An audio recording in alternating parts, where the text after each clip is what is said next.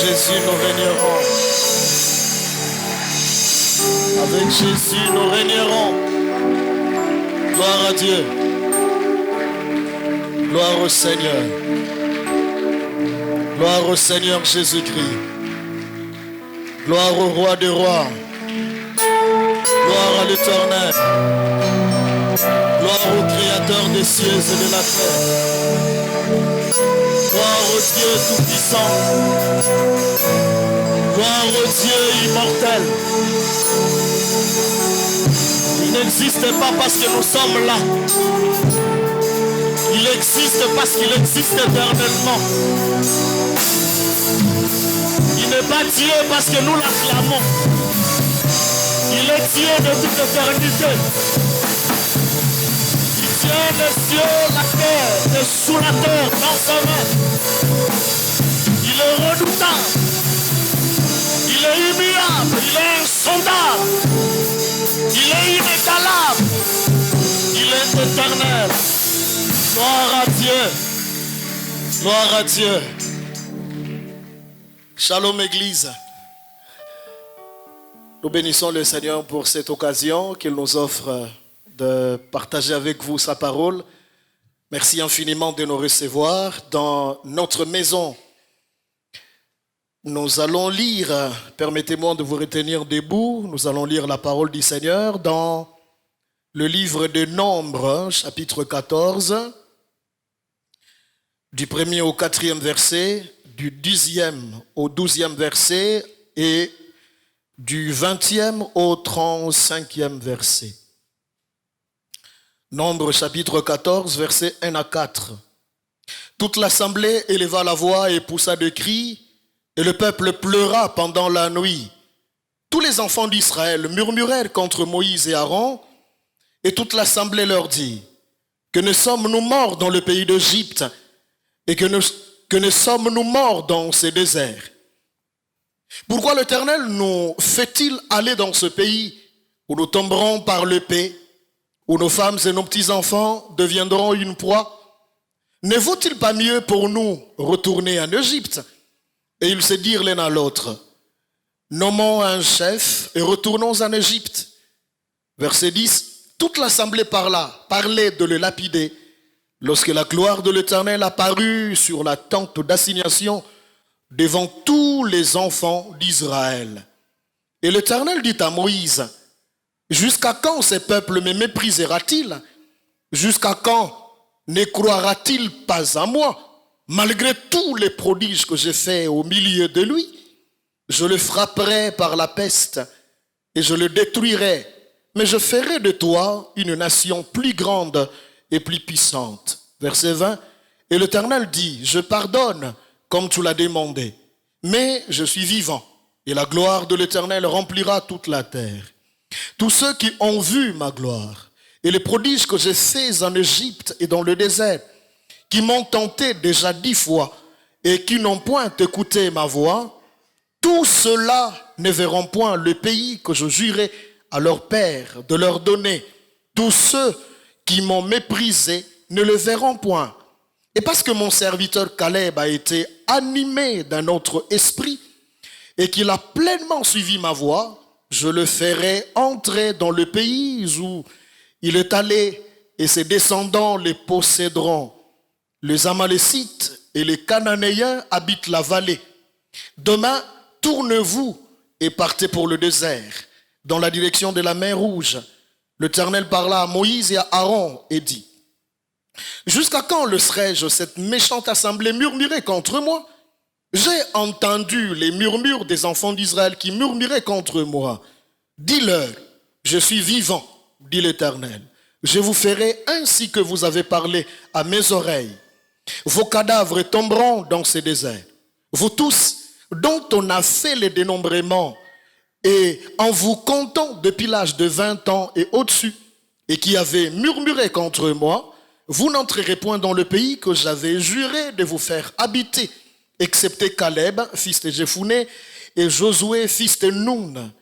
Et vos petits-enfants, dont vous avez dit, ils deviendront une proie, je les y ferai entrer, et ils connaîtront le pays que vous avez dédaigné.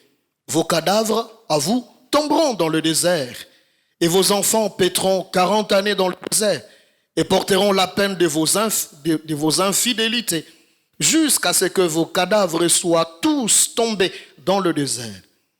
De même que vous avez mis 40 jours à explorer le pays, vous porterez la peine de vos iniquités 40 années, une année pour chaque jour, et vous saurez ce que c'est que d'être privé de ma présence. Moi, l'Éternel, je parlais, et c'est ainsi que je traiterai cette méchante assemblée qui s'est réunie contre moi. Ils seront consumés dans ce désert, et ils y mourront. Parole du Seigneur. Seigneur, ta parole est esprit et vie. Par elle, tu nous sanctifies. Et ce matin, cet avant-midi, nous prions que tu nous sanctifies. Parle-nous par ton Esprit Saint. Dispose nos cœurs à écouter tel un disciple, mais surtout à obéir à cette parole. Au nom de Jésus-Christ. Amen. Les attitudes qui brouillent le plan de Dieu dans ta vie.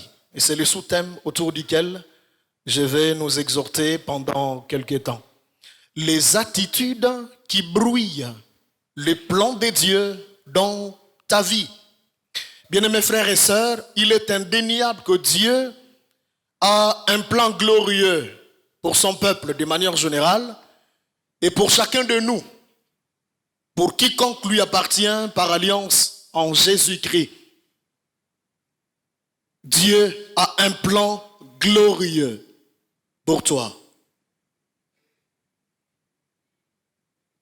Apparemment, vous n'êtes pas là. Dieu a un plan glorieux pour toi. Pas n'importe quel plan, un plan glorieux. Un plan de gloire. Un plan qui apportera la gloire dans votre vie. Un plan qui va vous inspirer, qui va vous donner toutes les bonnes raisons de témoigner de la toute-puissance de Dieu.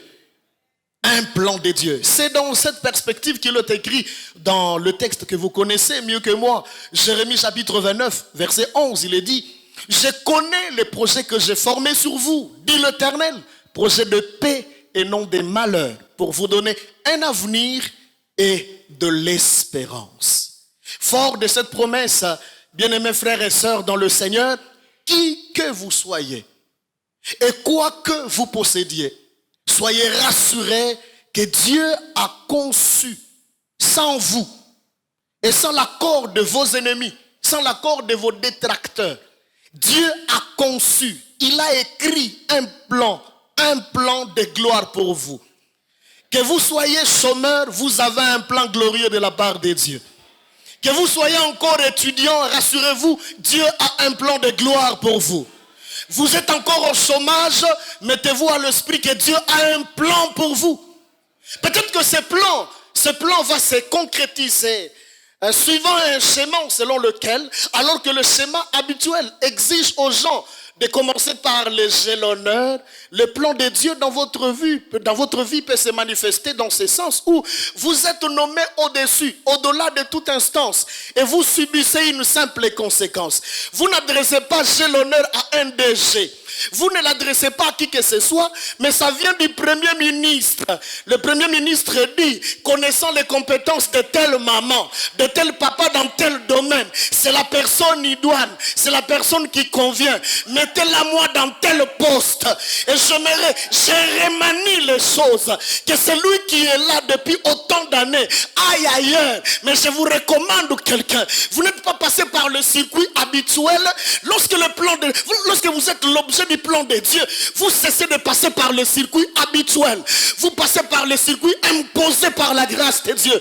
Alors ma prière ce matin est que le Seigneur vous fasse passer par un circuit inhabituel, un circuit par lequel Tata Moissi, Noko, Coco ne sont pas passés, un circuit par lequel vous êtes le premier à y passer pour laisser place à d'autres personnes. Dans votre famille, les gens ne se marient pas, gloire à Dieu, je m'en fous, mais que la grâce de Dieu vous fasse passer par un plan du mariage glorieux, et une fois passé par là, que d'autres personnes comme vous passent par là également.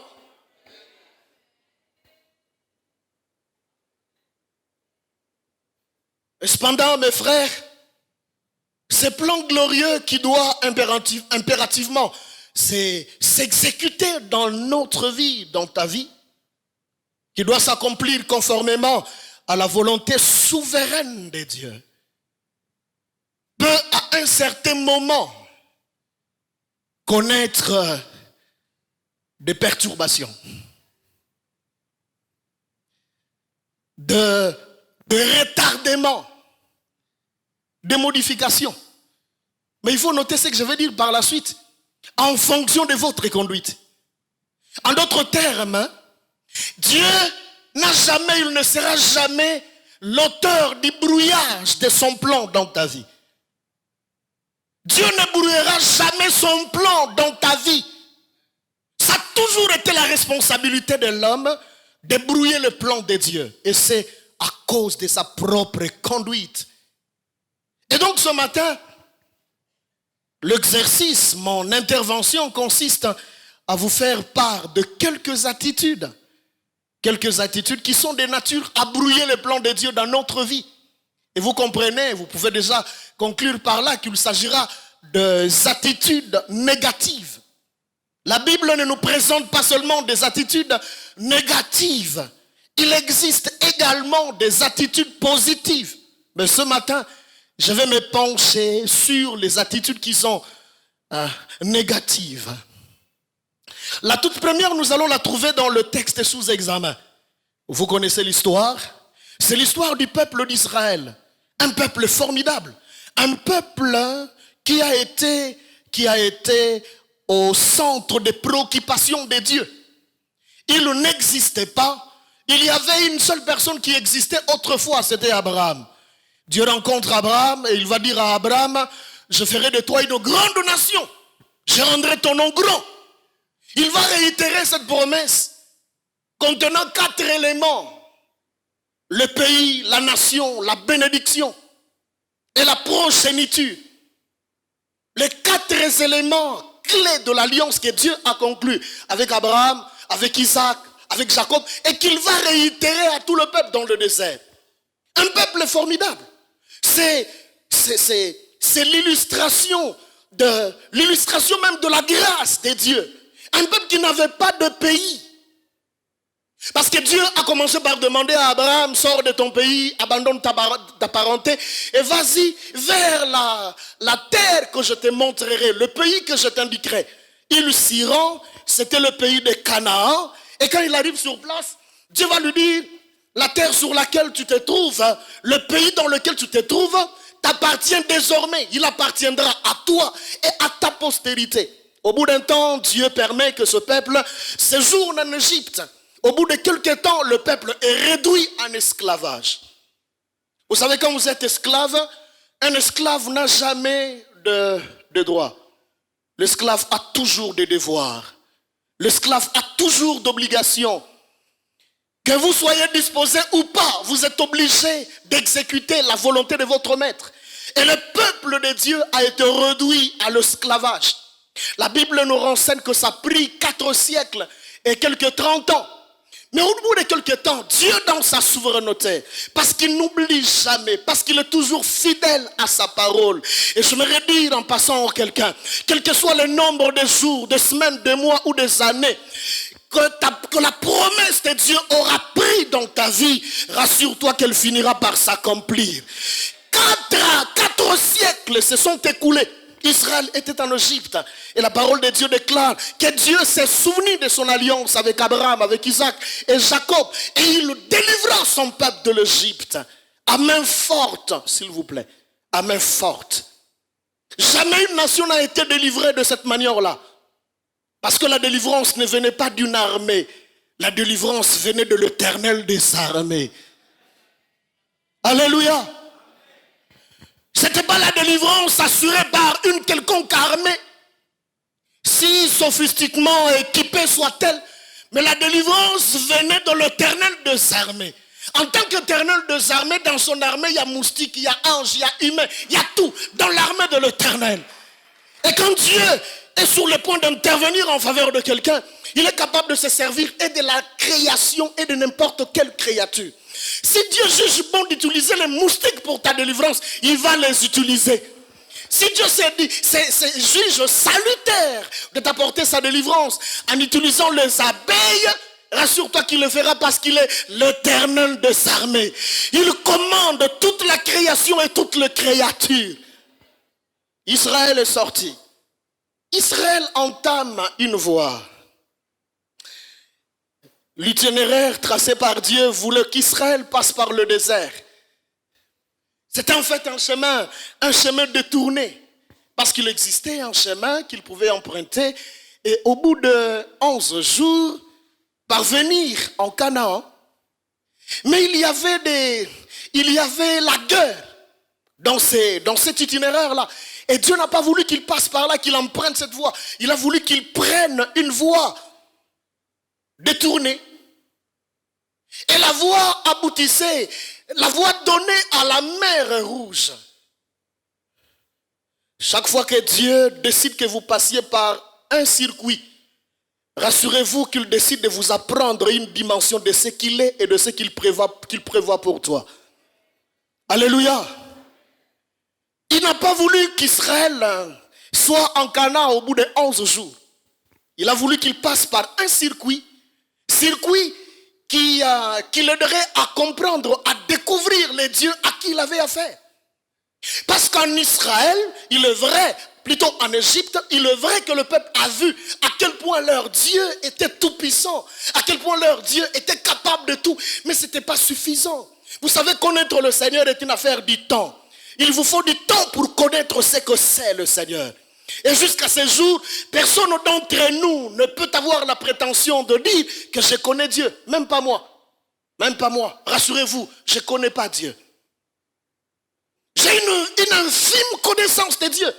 Dieu est tellement grand qu'il est impossible, il est pratiquement impossible de le connaître. Vous ne pouvez pas apprivoiser Dieu. Vous ne pouvez pas avoir la maîtrise. Vous ne pouvez pas disposer de la licence divine. Impossible. Dieu est au-delà de l'entendement humain. Même le théologien le plus aguerri ne peut pas fournir une définition de Dieu. Impossible.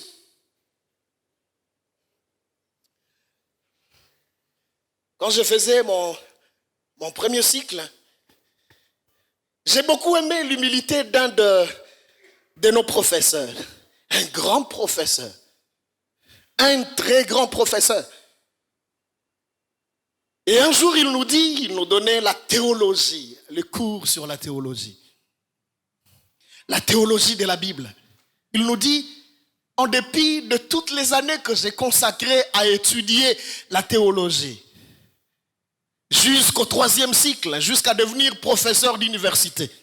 Et en dépit de l'expérience que j'ai accumulée depuis lors jusqu'à ce niveau, en enseignant la théologie, je ne connais pas Dieu. Je ne suis pas sûr de les connaître.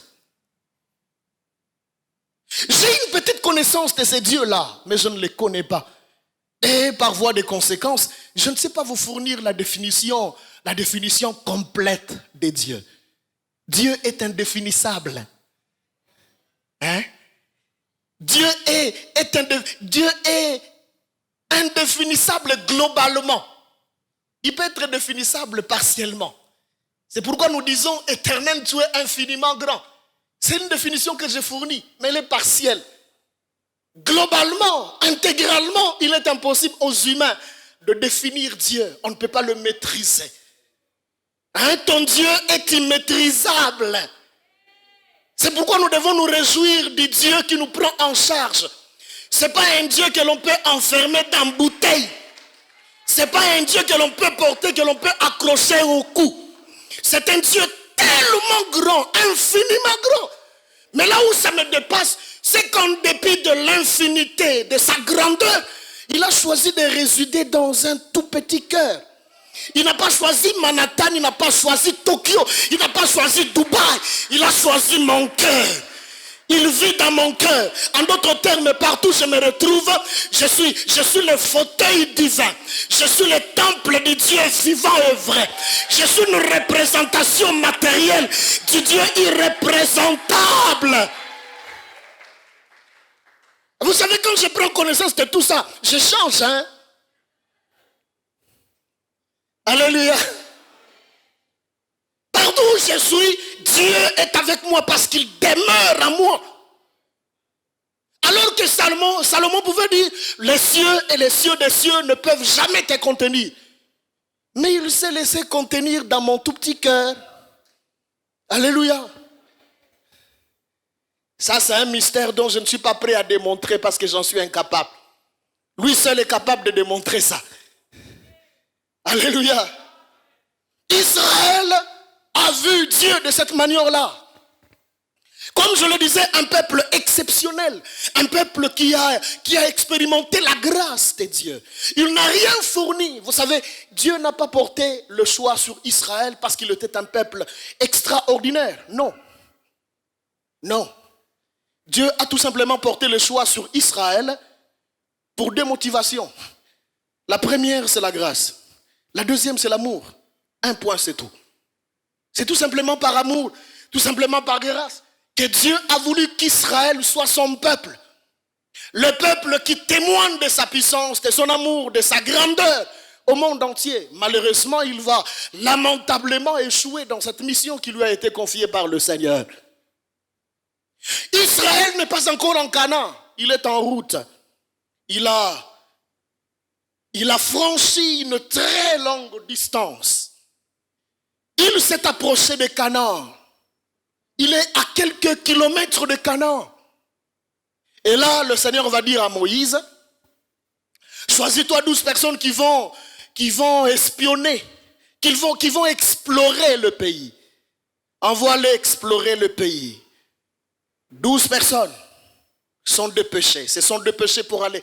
Ils arrivent en Canaan, ils explorent le pays, ils se rendent compte que c'est exactement ce que Dieu leur avait promis. Le pays où coulait le lait et le miel. Et au bout de 40 jours, ils sont rentrés vers Moïse dans le désert et le peuple. Ils ont commencé à présenter leur rapport. La parole de Dieu fait remarquer qu'il y avait deux groupes de gens. 10 contre 2. 10 ont fourni un rapport démotivant. Un rapport qui a découragé tout le peuple. 2 autres ont tenté de redorer les blasons ternis. 2 autres ont tenté de rassurer le peuple. Mais ça n'a pas été suffisant. Les 10 autres l'ont emporté sur les 2. Les 10 ont dit, certes Moïse, nous sommes entrés effectivement dans le pays. C'est exactement le pays où coule le lait et le miel. Premier volet. Le deuxième volet. Mais le pays en question, ah non, il faut laisser. Il faut laisser tomber. Il faut seulement laisser. Ça fait couler le lait et miel, mais il faut laisser tomber. Parce que le peuple du pays est puissant. Les villes sont très fortifiées. Et Caleb qui prend la parole pour dire, non, emparons-nous du pays et nous y serons vainqueurs. Le peuple qui riposte en disant, non, nous allons vous lapider, nous allons te lapider toi. Et les autres qui vont revenir sur les rapports en disant, nous ne pouvons pas vaincre ces gens-là. Nous avons vu le fils d'Anak, le géant, dans ta vie depuis que tu es enfant comme ça, là, depuis que tu es soldat. Tu as déjà vu un homme mesurant 3 mètres. Hein? Nous, on en a vu. Hein? On vient de le voir en live. 3 mètres, s'il vous plaît. Il y en a même de 5 mètres. Et puis vous nous dites que nous allons remporter la victoire. C'est impossible. Nous y serons des proies. Nous y serons exterminés. D'ailleurs, à leurs yeux et même à nos propres yeux, nous étions comme des sauterelles devant eux. Quelle description! Même si les gens avaient le courage d'affronter, mais avec pareille description, on va reculer. Figurez-vous que vous soyez sauterelle devant quelqu'un. Vous avez quelle taille? Vous êtes devant quelqu'un, mais l'impression que la personne devant vous et l'impression que vous-même vous vous donnez, c'est d'être une sauterelle. Quelle est la taille de la sauterelle? C'était une façon de leur dire que nous sommes écrasables. Le mieux à faire pour nous, c'est de rebrousser chemin, c'est de retourner en Égypte. D'ailleurs, nommons un chef pas Moïse, parce que Moïse là va s'obstiner à nous amener de force en Canaan. Nommons un autre chef. Ce chef-là aura pour mission, pour cahier de charges, nous retourner en Égypte. Il faut que nous retournions en Égypte. Figurez-vous, l'Égypte, c'est le même pays où leur Dieu a secoué avec 10 fléaux, par 10 fléaux. Ils en étaient témoins. C'était dans le pays d'Égypte qu'ils ont expérimenté le miracle de ténèbres de la lumière au même moment. Ils sont en Égypte, tous en Égypte. Partout ailleurs en Égypte, il faisait noir pendant 3 jours. Pas soleil, pas lune, pas étoile. Mais de leur côté, il y avait lumière. Je dis à quelqu'un, lorsque l'Éternel fera venir le ténèbre sur les autres, il y aura lumière dans ton camp. Parce que c'est lui qui te prend en charge est la lumière du monde. Le ténèbre couvrait toute l'Égypte. Les enfants d'Israël étaient en Égypte, mais ils n'étaient pas affectés par le ténèbre. Vous pouvez être dans une famille qui est soumise à un quelconque fléau et en être épargné parce que Dieu vous prend en charge. Alléluia. Vous pouvez atterrir dans le feu et survivre dans le feu. Parce que celui qui vous prend en charge s'appelle l'Éternel Dieu jaloux et un feu dévorant. Il est le feu éternel capable de maîtriser le feu artificiel. C'est comme ça qu'il faut interroger Shadrach, Meshach et Abednego. Ils ont été largués dans le feu. Les jeteurs ne sont pas entrés dans le feu, mais ils sont morts sans entrer dans le feu. Les jetés sont parvenus dans le feu. Ils ont été affranchis, faisant du tourisme dans le feu, sans être consumés par le feu. Parce que leur Dieu était le feu dévorant. Il a tout simplement donné des instructions au feu. Et le feu ne pouvait pas avoir un quelconque effet sur eux.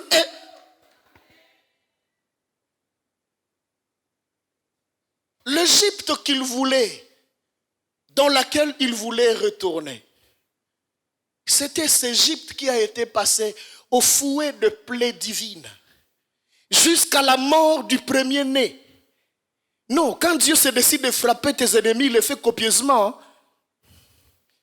Alléluia. Quand Dieu se charge de tes ennemis, il le fera copieusement, il le fera sérieusement.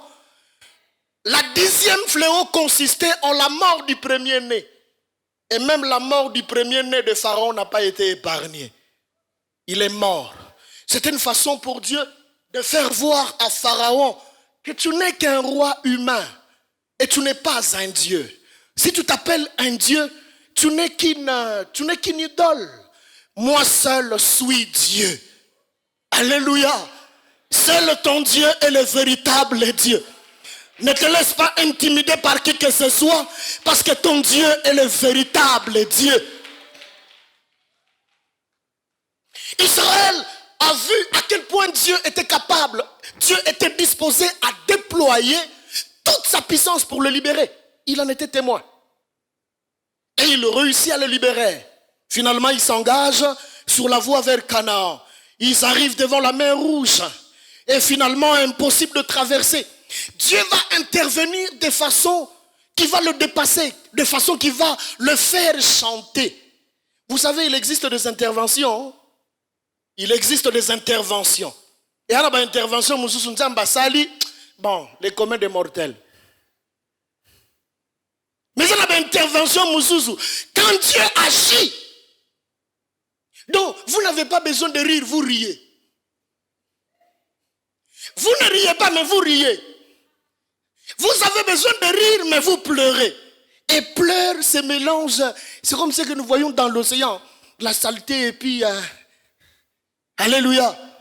Il arrive quelquefois quand Dieu intervient dans votre vie. Rassurez-vous. Les orifices qui n'avaient pas besoin d'être dégagés vont se dégager.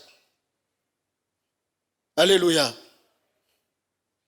Dieu fend la mer Rouge, il traverse. Comme si cela ne suffisait pas. Ils arrivent quelque part, ils avaient faim. Dieu fait descendre la manne du ciel. Ils ont consommé cette nourriture-là, déclare la parole de Dieu pendant 40 jours. Et comme si cela n'était pas suffisant, à un moment, ils ont dit que nous avons besoin de la viande. Man. Ça fatigue. Nous avons besoin de la viande. Et Dieu va faire monter de mer le caille. Jusqu'à ce que les cailles sortaient de leurs narines. Parce que c'était de trop. Ils ont mangé. C'est pour dire que Dieu est intervenu de manière à leur donner le preuve suffisante de sa présence au milieu d'eux, de sa toute-puissance, de sa fidélité et de la véracité de sa parole. Ils en avaient de preuves. Mais écoutez ce qui va arriver dans le texte sous examen ici. Le peuple qui entend les rapports démotivants de la part de 10 espions va très vite se décourager et murmurer contre Dieu. Une façon de remettre en cause la fidélité de Dieu. Ils ont oublié tout ce que Dieu a fait autrefois. Ils se sont mis à murmurer, regrettant même pourquoi Moïse les a fait sortir. Ils regrettaient même pourquoi ils n'étaient pas morts en Égypte. Ils trouvaient préférable de mourir en Égypte avec le statut d'esclave. Préférable de mourir dans le désert. Plutôt que d'être conduits jusque là où ils étaient arrivés. Alléluia. Alléluia. Il nous arrive, nous aussi, de réagir comme les enfants d'Israël. Le Dieu qui nous a sauvés. Le Dieu qui nous a soutenus à l'université. Miraculeusement, vous avez étudié. Miraculeusement, vous avez un travail. Vous vous êtes mariés. Mais parce que vous n'avez pas encore d'enfants, vous êtes prêts à remettre en cause toute la fidélité de Dieu. En oubliant tout ce que Dieu a déjà accompli dans votre vie. Un constat amer, mais c'est humain. Les hommes sont comme ça. Ils ont la facilité d'oublier le bien. Autant de bien pour un seul mal. Ça caractérise les hommes. Mais refusons d'en être caractérisés. Alléluia. La première attitude que je tire de ce texte, c'est l'incrédulité. Et donc la première attitude qui peut brouiller le plan de Dieu dans ta vie, la première attitude qui peut entraîner des perturbations, des modifications, du retardement dans l'accomplissement, dans la concrétisation du plan de Dieu dans ta vie s'appelle incrédulité. L'incrédulité se retrouve dans chacun de nous.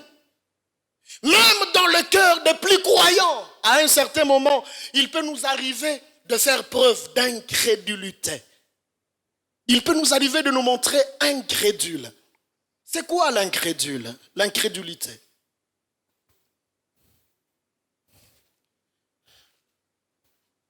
L'incrédulité, c'est le fait de remettre en doute la parole de Dieu. Remettre en doute la parole de Dieu, la fidélité de Dieu, la toute-puissance de Dieu, la présence de Dieu et même son existence. Ça, c'est le travail de l'incrédulité.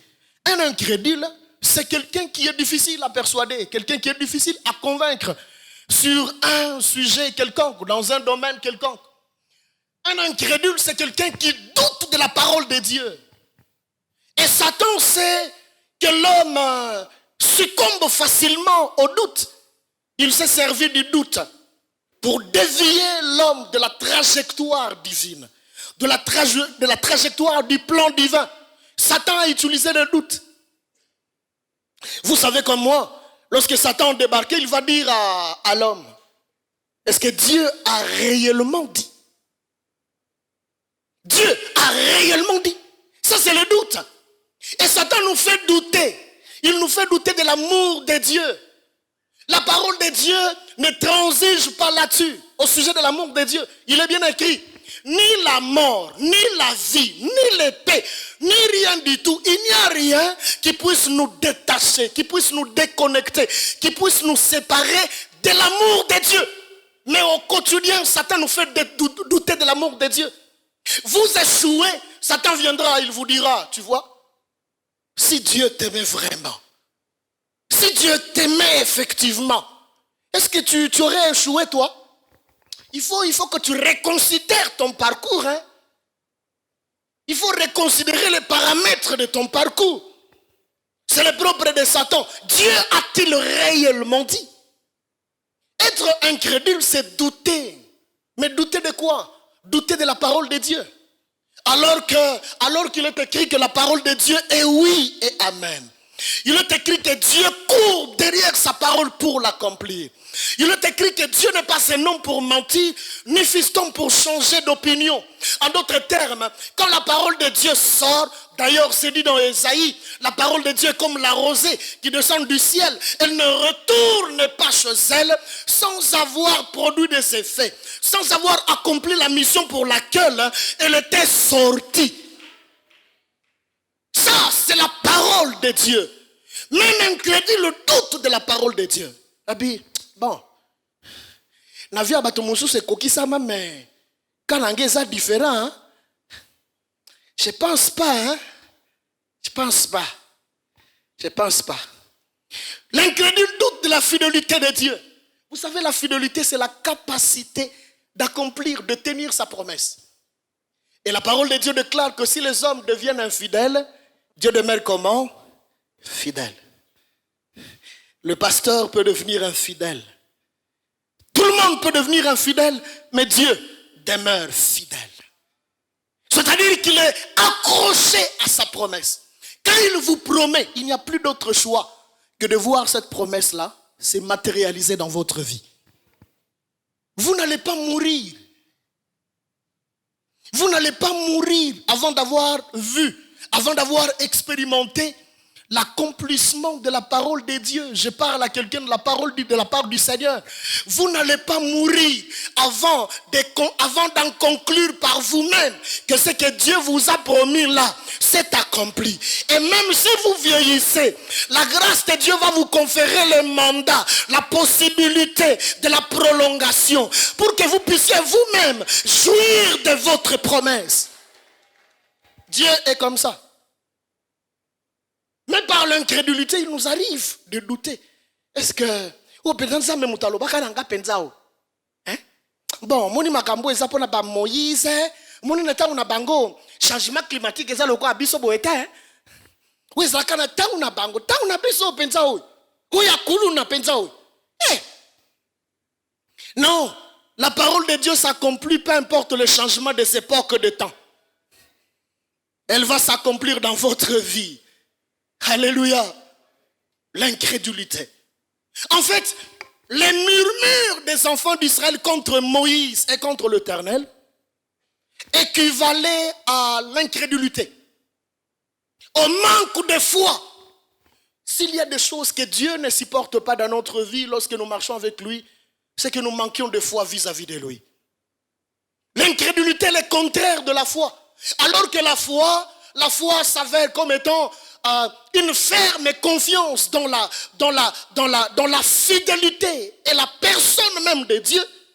La ferme assurance selon laquelle la parole de Dieu est véridique et que ses promesses s'accomplissent certainement. Ça, c'est la foi. L'incrédulité, c'est bien le contraire de tout ça. Un incrédule se dit, bon, Dieu n'est pas fidèle. Ce qu'il a dit là peut ou ne pas s'accomplir dans ma vie. Et vous savez, lorsque nous faisons preuve d'incrédulité vis-à-vis de Dieu, ça équivaut au mépris. Nous l'avons lu dans ce texte. Dieu dit, jusqu'à quand ce peuple va continuer à me mépriser. Être incrédule, c'est mépriser Dieu. Le prendre au mépris, le traiter avec mépris. Un incrédule, c'est une personne qui traite Dieu, qui méprise Dieu, qui traite Dieu avec mépris. Et la parole de Dieu déclare, Dieu honore ceux qui l'honorent. Mais si quelqu'un le méprise, Dieu fera quoi? Il le méprisera aussi. Si vous traitez Dieu avec mépris, il vous méprisera. C'est pourquoi il a méprisé les enfants d'Israël. Qu'est-ce qui va arriver? Parce que par leur incrédulité, ils ont brouillé le plan de Dieu. Dieu va décréter une loi. Il va dire, il va décider souverainement qu'à dater de ce jour-là, cette génération-là allait périr, pas en Canaan, mais dans le désert.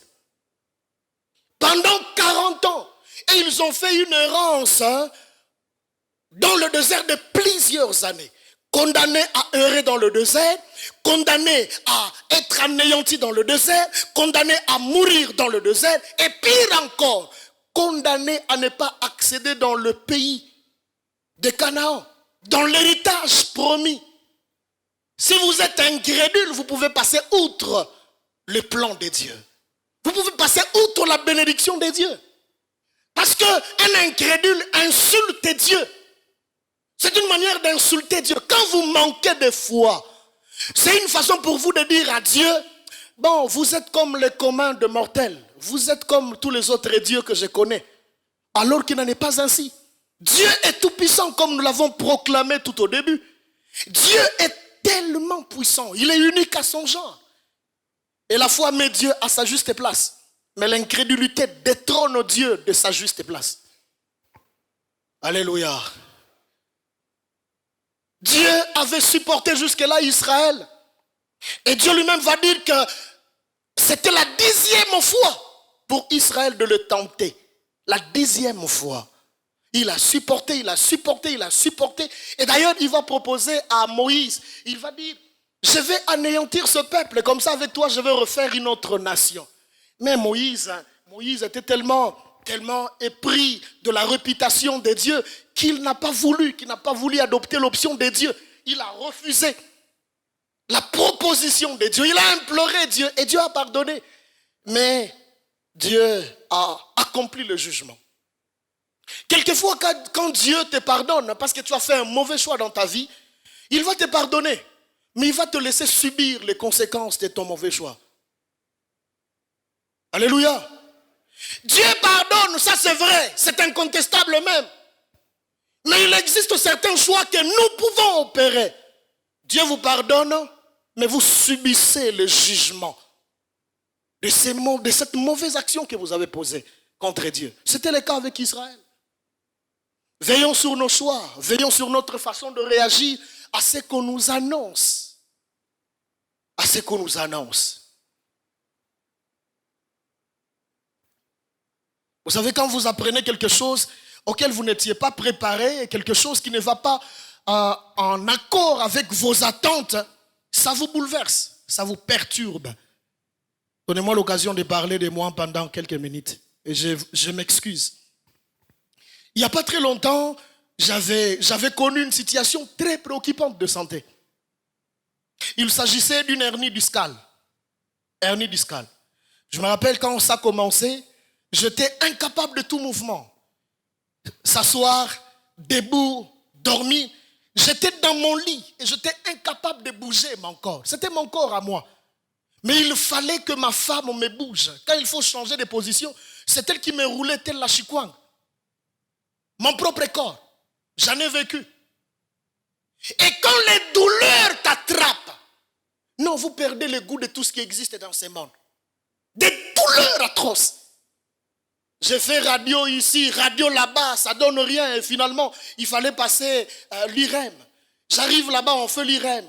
Dans ma tête, il n'y avait pas calcul d'hernie discale ou tout ce qu'il y a, nerf sciatique. Il n'y avait pas. Quand je voyais, on me disait lombalgie, mécanique, tout ça. On évolue avec.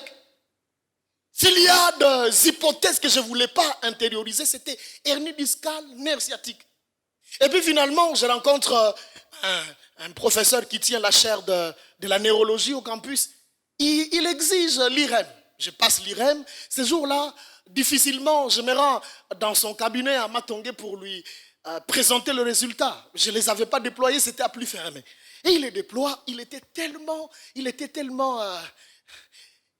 Il m'a dit les choses de façon brute. Il déploie, il me dit, vous savez quand ça commence par... Franchement, je me suis dit, mais les profs ici, à force d'enseigner, et puis il a perdu déontologie ou quoi? Il va me dire comme ça, sans embâche, il me dit, écoute, il s'agit d'une hernie discale, d'un nerf sciatique. Je ne sais pas te prescrire un quelconque produit. Il n'y en a plus. Il n'y en a pas à te prescrire. Ça, c'est lui qui me dit. Et donc, tout ce qu'il y a ici, c'est le seul remède, c'est l'intervention chirurgicale. Et là encore, il va me faire peur. Il dit, dans notre pays, il n'y a que 2 spécialistes. l'autre fait des va-et-vient en Afrique du Sud. Mais avant d'accepter, il faut signer contrat. Hein? Parce que si ça a échoué, toi tu restes sur fauteuil roulant. Et puis, c'était l'homme de foi qui entendait tout ça. Le petit-fils d'Abraham. C'était le coco d'Abraham qui entendait ces pronostics-là. C'était bouleversant. Alors du coup, j'ai pensé à ma jeune épouse. J'ai pensé à mes petits-enfants. Je me dis, à cet âge ici, rester sur fauteuil roulant. Et puis, je vous assure, c'était perturbant. Mais au bout d'un temps, je me suis ressaisi en tant que petit-fils d'Abraham, quoi. Alors, j'ai fait 3 déclarations. Je tenais les résultats devant moi parce que je n'ai même pas trouvé quoi dire à ce médecin-là. Il m'avait tellement terrassé. Il va me dire, en tout cas, de préférence, il serait de sortir, d'aller à l'extérieur, vers Inde. On se renseigne, le tout, c'était au-delà de 25 000 $. Le tout. Voyage, séjour, intervention, médicaments, tout ça. Une enveloppe de plus de 25 000 $.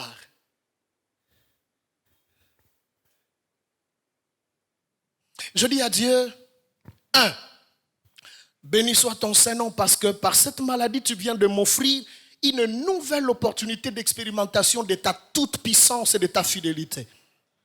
2, aussi vrai que tu es le Dieu tout-puissant, mon médecin à moi, le médecin suprême, le médecin éternel qui a maîtrise de tous les domaines de la médecine connus et inconnus des hommes. Aussi vrai que tu l'es, alors je ne subirai jamais d'intervention chirurgicale. 3, aussi vrai que tu es fidèle, je ne finirai jamais ma course sur le fauteuil roulant.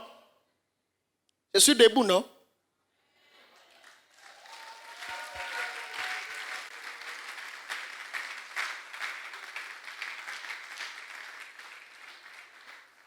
Alléluia!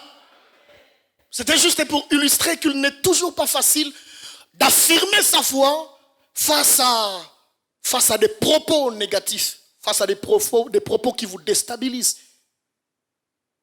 Israël, c'était une assemblée d'hommes et de femmes qui se sont laissés emporter par le côté négatif des choses.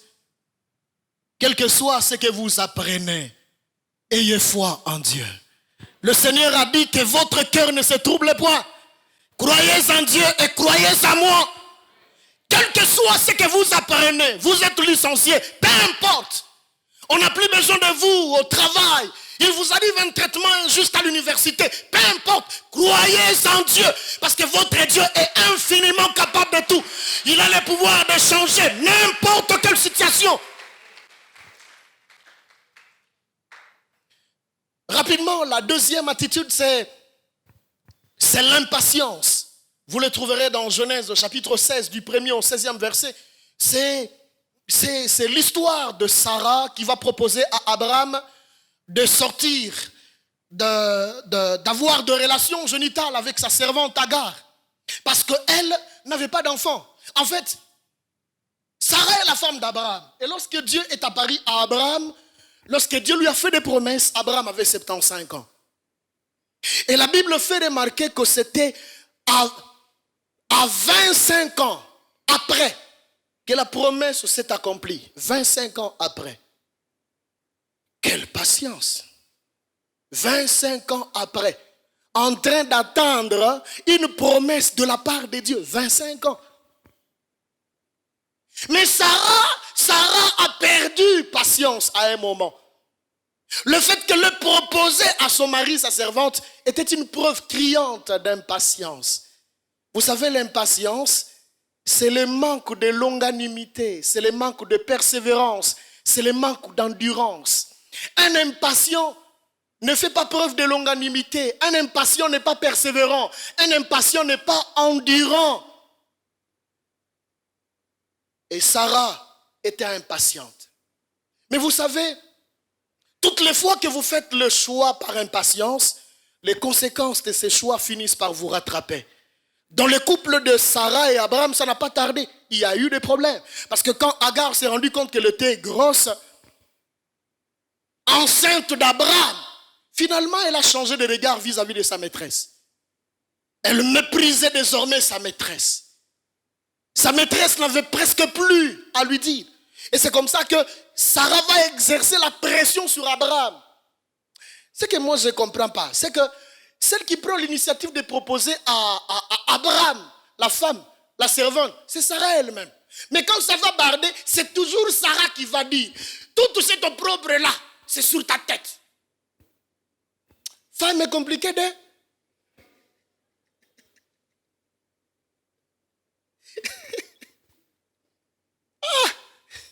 Femme est compliquée de maman. Alléluia. L'opprobre là, c'est sur ta tête. C'est toi qui as cherché tout ça, c'est toi. Quand on me méprise comme ça, la paragraphe, c'est toi qui as la base de ça. Mais Abraham, tellement mature qu'il était, il n'a rien dit. Nous, de notre temps, on pouvait dire, mais c'est toi qui l'as cherché, non? J'étais assis tranquillement dans mon coin avec ma foi dans mon Dieu. Tu es venu me chercher. Et tu m'as donné ta propre servante. Qu'est-ce que tu veux? Celui qui cherche, il trouve, non? Tu n'as qu'à trouver. Parce que tu as cherché. Abraham n'a pas dit tout ça. Alléluia. L'impatience. Bien-aimés, évitons d'être impatients. L'impatience est partout autour de nous. Les étudiants impatients, ils veulent devenir licenciés, même sans avoir étudié correctement. Vous trouvez des étudiants qui vous fraudent, qui vous trichent, qui n'étudient pas régulièrement, mais qui rêvent d'être avocats. Habillés en toge et puis une histoire blanche ici. Vous trouvez des étudiants qui étudient irrégulièrement, mais qui rêvent d'être médecins de renom. Non, vous allez faire la renommée, mais la renommée en tuerie. Non, votre renommée portera dans les tueries. À force de tuer les gens par les interventions, vous aurez de la notoriété. Que des élèves qui sèchent les coups. Vous trouvez sur le bulletin, il a tous les bulletins. Mais alors qu'il n'a jamais fait la 5e, la 4e, la 3e. Les fiancés sont impatients. Encore dans ces domaines-là. Impatients. À peine quelques jours, à peine quelques mois. On a envie de vivre comme le marié sans être marié. L'impatience. Et même dans les foyers. Parce que là, c'est un exemple du foyer. Il y a des femmes impatientes. Mais aussi des hommes impatients. Maman, développez la patience. La patience est l'un des domaines dans lequel Dieu veut nous forger. La patience a du prix aux yeux de l'Éternel. Apprenez à être patient parce que Dieu fait chaque chose bonne à son temps. Et quand il le fait, il n'y a rien à y ajouter, rien à en retrancher. Dieu n'agira jamais en dehors de son temps. Il agira toujours dans son temps. Apprenez à être patient. Vous êtes au chômage, cherchez, mais de la bonne manière. Ne tombez pas dans le raccourci des uns et des autres. Vous savez, il y a des gens qui nous impressionnent aujourd'hui, roulant en carrosse, vivant en des milieux nantis, mais ayant emprunté des raccourcis. Nous les apprécions autour de nous. Ils vous sacrifient, maman, papa, frère, soeur, et puis un bon matin, vous les acclamez. C'est un raccourci, c'est une preuve d'impatience. Soyons patients, frères et sœurs. Dieu agit et il agit toujours. Le Seigneur dit, mon Père agit et moi aussi j'agis. Ce n'est pas parce que ton problème a pris une année que Dieu l'a oublié. Non. Dieu dit, je connais le projet que j'ai formé sur vous. Autrement dit, je n'ai pas oublié, je connais. Même si vous vieillissez de visage, Dieu sait qu'il a un plan pour vous. La dernière attitude, c'est la désobéissance. Désobéir à Dieu, c'est refuser de reconnaître son autorité, refuser d'écouter sa parole, refuser de vous soumettre à sa volonté. Ces trois choses caractérisent la désobéissance. Être désobéissant, c'est refuser de reconnaître l'autorité de Dieu, refuser d'écouter la parole de Dieu, refuser de se soumettre à l'autorité de Dieu. Un exemple que j'aime beaucoup en matière de désobéissance dans la Bible, c'est celui de Saül, le tout premier roi en Israël. Quel privilège! Vous savez, il y a toujours des privilèges attachés à la personne qui commence la première quelque chose. Saül était le premier roi d'Israël. Le premier roi.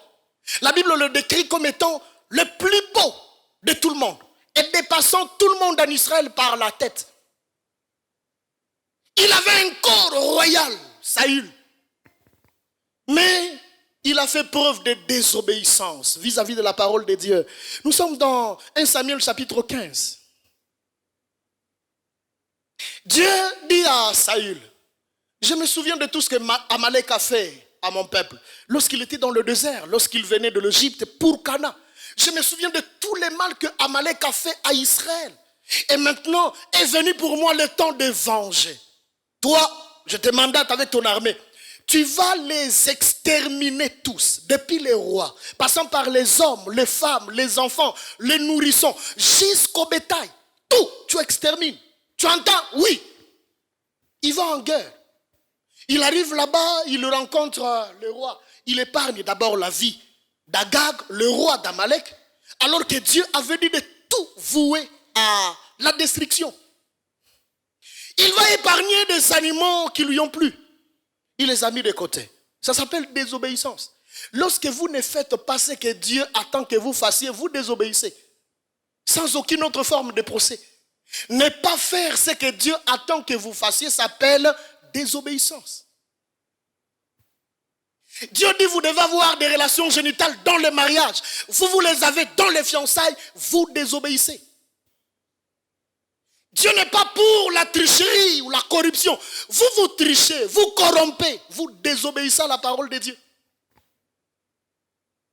Malheureusement, l'une des faiblesses de notre église, l'église de ces temps, l'une des faiblesses, c'est la désobéissance. Nous connaissons beaucoup. Nous connaissons la parole de Dieu.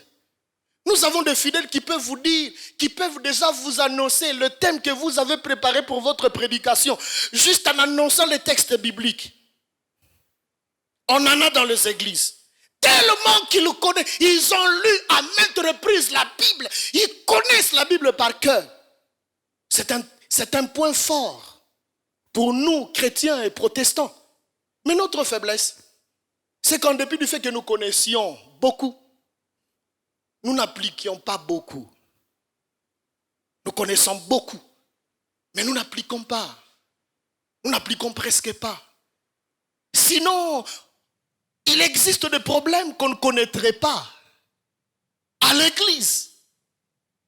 Dans notre pays, vous savez combien de chrétiens il y a au gouvernement? Vous savez combien ils sont au Parlement? Combien ils sont au Sénat? D'ailleurs, deuxième vice-président, c'est un protestant, professeur de théologie. Des chrétiens. Et partout ailleurs, nous trouvons des chrétiens. Mais pourquoi les choses ne changent pas? Pourquoi les choses ne changent pas? Pourquoi les choses tournent en rond? Pourquoi? Nous devons nous interpeller. Parce que facilement, nous désobéissons. Dieu dit, faites ceci, vous ne faites pas ça. Quand Dieu vous demande de voir les intérêts, que l'amour, regardez d'abord aux intérêts des autres plutôt qu'à vos propres intérêts. Vous faites le contraire. Vous regardez d'abord à vos propres intérêts et les autres, ceux des autres après. C'est ce que nous vivons. Nous sommes un pays à plus de 95% de chrétiens. Vous savez ça, n'est-ce pas? Vous le savez ou pas, frères et sœurs? Regardez dans quel état nous sommes. Quelque part, je disais, si chacun de nous pouvait appliquer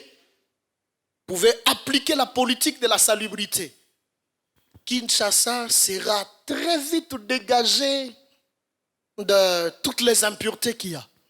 Si chacun de nous pouvait se montrer responsable, chaque Kinois, chaque Congolais, je jette plus ma bouteille le long du macadam.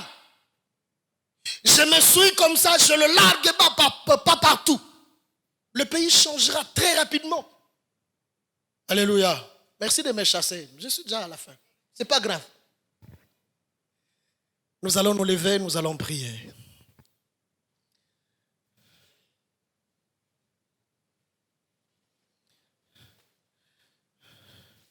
Le Seigneur m'a parlé, le Seigneur vous a parlé.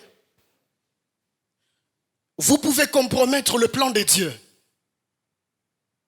moyennant certaines des attitudes que vous pouvez adopter. C'est l'essentiel de ce que je vous ai dit. Chacun de nous a la liberté de réagir devant le Seigneur. Commençons par le bénir parce qu'il a un plan merveilleux, un plan glorieux pour lui. Élevons nos voix et prions le Seigneur. Béni soit ton nom, Seigneur. Béni soit ton nom pour ta parole.